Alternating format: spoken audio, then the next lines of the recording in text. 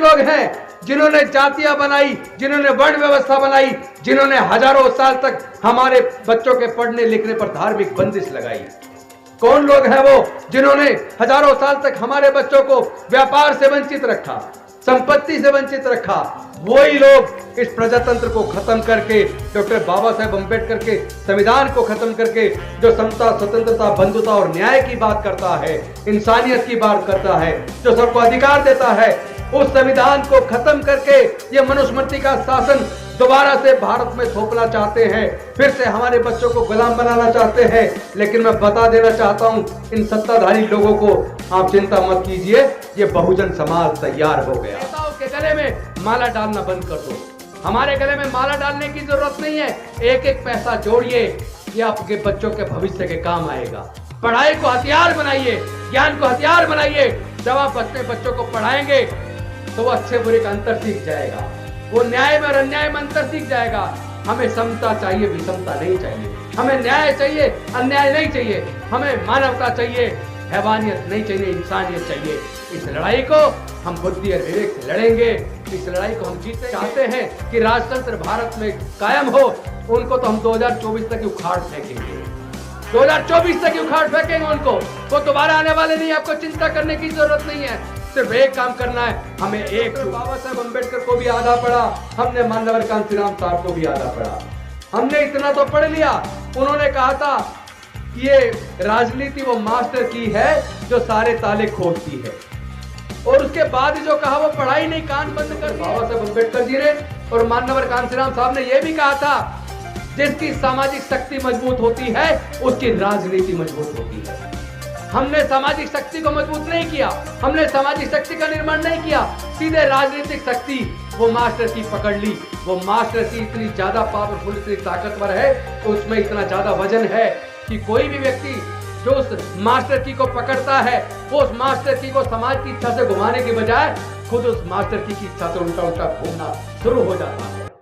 आज सबसे ज्यादा दुखद बात यह है कि जो हमारे लगभग 3-3.5 हजार साल की गुलामी तोड़ने के लिए डॉक्टर बाबा साहेब अंबेडकर जी ने अपने 4 बच्चों को खोया, अपनी पत्नी माता रमाबाई को खोया, अपना पूरा जीवन जलाकर हमारे जीवन में प्रकाश पैदा किया, हमारे हजारों साल की गुलामी तोड़ी, हमारे पढ़ने लिखने के रास्ते बनाए, हमारे लिए रिजर्वेशन की व्यवस्था की, सरकारी नौकरियों में आने के रास्ते बनाए, हमें संसद में, विधानसभाओं में एमएलए, एमपी, मंत्री सब कुछ बनने का रास्ता बनाया। लेकिन क्या जो रास्ता उन्होंने बनाया था, जिस कार्य के लिए उन्होंने अपने पूरे जीवन की और परिवार की कुर्बानी दी थी, क्या वो स्थिति आज बरकरार है? सोच के देखो, बिना पैसे के पढ़ लिख कर हम वकील भी बन गए, एमएलए भी बन गए, मंत्री भी बन गए। लेकिन आज देश की सरकारों ने शिक्षा को इतना महंगा कर दिया कि हमारे दलित, पिछड़े, आदिवासी समाज के 99% लोग अपने बच्चों की प्रोफेशनल कोर्सेज का खर्चा नहीं उठा सकते। यानी आपके बच्चे अगर इंजीनियरिंग कॉलेज में सेलेक्ट हो जाते हैं, एंट्रेंस एग्जाम पास कर लेते हैं, सरकारी में नंबर आता है, तो वहां भी 4 साल का इंजीनियरिंग का कोर्स करने के लिए हमारे बच्चों को कम से कम 12 से 15 लाख रुपया चाहिए।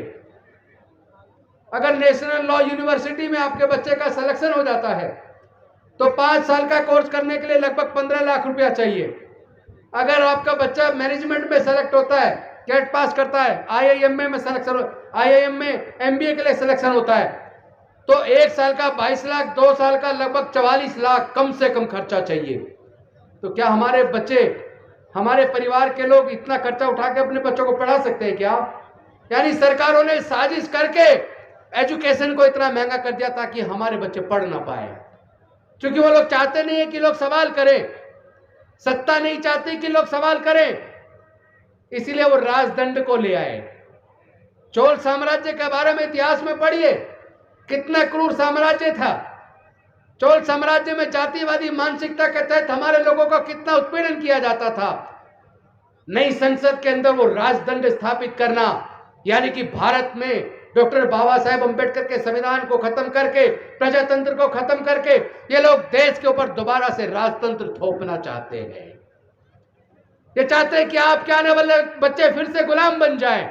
मैं आप सबसे पूछना चाहता हूं, क्या आप अपने बच्चों को फिर से गुलाम देखना चाहते हो? नहीं देखना चाहते ना, तो इस लड़ाई को लड़ना होगा। इस लड़ाई को लड़ना होगा। एक तरफ इन्होंने एजुकेशन को महंगा करके पढ़ाई छीन ली, दूसरी तरफ सरकारी संस्थानों को प्राइवेटाइज करके इन्होंने एक एक करके सारे सरकारी संस्थान प्राइवेटाइज कर दिए। और जो सरकारी संस्थान प्राइवेटाइज हो गया, वहां आपका रिजर्वेशन खत्म, आपकी नौकरी खत्म। हमें अपनी अर्थव्यवस्था भी तैयार करनी होगी। और साथियों, आज संत कबीर जी का जन्म दिवस है, प्रकटोत्सव दिवस है। तो मैं आज इस अवसर पर आप सबको संत कबीर जी के जयंती पर शुभकामनाएं भी देता हूं और साथ में निवेदन भी करता हूं कि जो तथागत बुद्ध का जो संदेश था, जो वैज्ञानिक दृष्टिकोण पर आधारित था, जो प्रज्ञा के ऊपर आधारित, ज्ञान पर आधारित था, जिसके अंदर आपके दुख से मुक्ति का मार्ग था, जिस मार्ग में अंधविश्वास पाखंडवाद के लिए कोई स्थान न था, उसी मार्ग को तथागत बुद्ध के बाद संत कबीर दास जी ने, संत गुरु रविदास जी ने, गुरु नानक देव जी ने, ज्योतिबराव फूले जी ने और फिर डॉक्टर बाबा साहेब अंबेडकर जी ने पूरी दुनिया तक पहुंचाया। आज आपको वैज्ञानिक दृष्टिकोण अपनाना होगा, अंधविश्वास पाखंडवाद छोड़ना होगा, अच्छे बुरे का अंतर पैदा करना होगा। कौन लोग हैं वो जिन लोगों ने जातियां बनाई? इस बात को पहचानना पड़ेगा। वो कौन लोग हैं जिन्होंने जातियां बनाई, जिन्होंने वर्ण व्यवस्था बनाई, जिन्होंने हजारों साल तक हमारे बच्चों के पढ़ने लिखने पर धार्मिक बंदिश लगाई? कौन लोग हैं वो जिन्होंने हजारों साल तक हमारे बच्चों को व्यापार से वंचित रखा, संपत्ति से वंचित रखा? वही लोग इस प्रजातंत्र को खत्म करके, डॉक्टर बाबा साहेब अंबेडकर के संविधान को खत्म करके, जो समता, स्वतंत्रता, बंधुता और न्याय की बात करता है, इंसानियत की बात करता है, जो सबको अधिकार देता है, उस संविधान को खत्म करके ये मनुस्मृति का शासन दोबारा से भारत में थोपना चाहते हैं, फिर से हमारे बच्चों को गुलाम बनाना चाहते हैं। लेकिन मैं बता देना चाहता हूं इन सत्ताधारी लोगों को, आप चिंता मत कीजिए, ये बहुजन समाज तैयार हो गया है। ये बहुजन समाज तैयार हो गया है। हमारे रगों के अंदर डॉक्टर बाबा साहब अंबेडकर का खून है, संत गुरु रविदास का खून है, ज्योतिबराव फूले का खून है, कर्पूरी ठाकुर का खून है, रामस्वरूप वर्मा जी का खून है।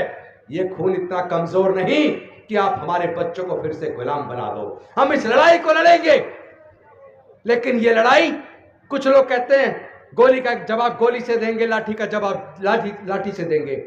ये लड़ाई लाठी गोली की लड़ाई नहीं है, ये लड़ाई विचारधारा की लड़ाई है। विचारधारा की लड़ाई को बुद्धि और विवेक से, काबिलियत से, जिस तरह डॉक्टर बाबा साहब अंबेडकर ने लड़ा, उसी तरीके से हमें लड़ना होगा।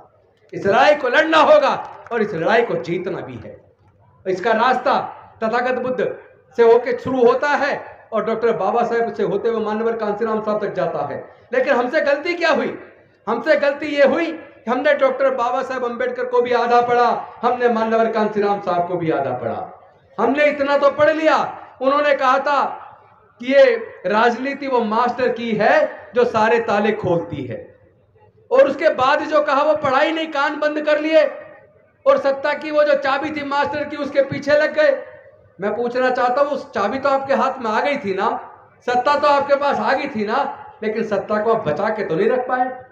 आप समाज के लिए जो कर सकते थे वो रास्ता बन सकता था, लेकिन वो सत्ता आपके साथ में सुरक्षित नहीं रह पाई। उसका कारण है क्योंकि डॉक्टर बाबा साहब अंबेडकर जी ने और मान्यवर कांसीराम साहब ने यह भी कहा था, जिसकी सामाजिक शक्ति मजबूत होती है उसकी राजनीति मजबूत होती है। हमने सामाजिक शक्ति को मजबूत नहीं किया, हमने सामाजिक शक्ति का निर्माण नहीं किया, सीधे राजनीतिक शक्ति वो मास्टर की पकड़ ली। वो मास्टर की इतनी ज्यादा पावरफुल, इतनी ताकतवर है, उसमें इतना ज्यादा वजन है कि कोई भी व्यक्ति जो उस मास्टर की को पकड़ता है, वो उस मास्टर की को समाज की इच्छा से घुमाने की बजाय खुद उस मास्टर की इच्छा से उल्टा उल्टा घूमना शुरू हो जाता है। आप सोचो, आज अगर प्रधानमंत्री जी को आरएसएस कहे कि मोदी जी इस्तीफा दो, वो इस्तीफा देंगे या नहीं देंगे? देंगे ना, क्योंकि उनकी सामाजिक शक्ति मजबूत है। इसीलिए हमें भी अपनी सामाजिक शक्ति का निर्माण करना होगा। हमें अपनी सामाजिक शक्ति का निर्माण करना होगा। नेताओं के गले में माला डालना बंद कर दो। हमारे गले में माला डालने की जरूरत नहीं है। एक एक पैसा जोड़िए, ये आपके बच्चों के भविष्य के काम आएगा। पढ़ाई को हथियार बनाइए, ज्ञान को हथियार बनाइए। जब आप अपने बच्चों को पढ़ाएंगे तो वो अच्छे बुरे का अंतर सीख जाएगा, वो न्याय में और अन्याय में अंतर सीख जाएगा। हमें समता चाहिए, विषमता नहीं चाहिए। हमें न्याय चाहिए, अन्याय नहीं चाहिए। हमें मानवता चाहिए, हैवानियत नहीं चाहिए, इंसानियत चाहिए। इस लड़ाई को हम बुद्धि और विवेक से लड़ेंगे, इस लड़ाई को हम जीतेंगे। और जो लोग चाहते हैं कि राजतंत्र भारत में कायम हो, उनको तो हम 2024 तक उखाड़ फेंकेंगे, 2024 तक उखाड़ फेंकेंगे उनको। वो दोबारा आने वाले नहीं। आपको चिंता करने की जरूरत नहीं है, सिर्फ एक काम करना है, हमें एकजुट होना है। बहुजन समाज 88% पे 12% राज कर रहा है, क्योंकि वो एकजुट है और ये 88% हजारों टुकड़ों में बटा है।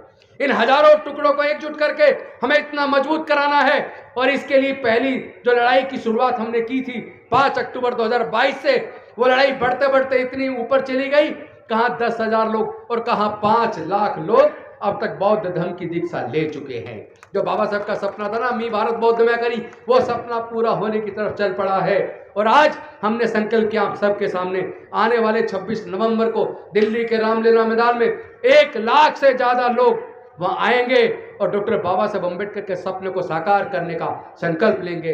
इन्हीं शब्दों के साथ मैं अपनी वाणी को विराम देता हूं। बहुत बहुत धन्यवाद। जय भीम, नमो बुद्धाय, जय भारत, जय जय जय जय जय भीम, जय जय जय जय जय भीम, जय जय जय जय जय भीम। बहुत बहुत धन्यवाद।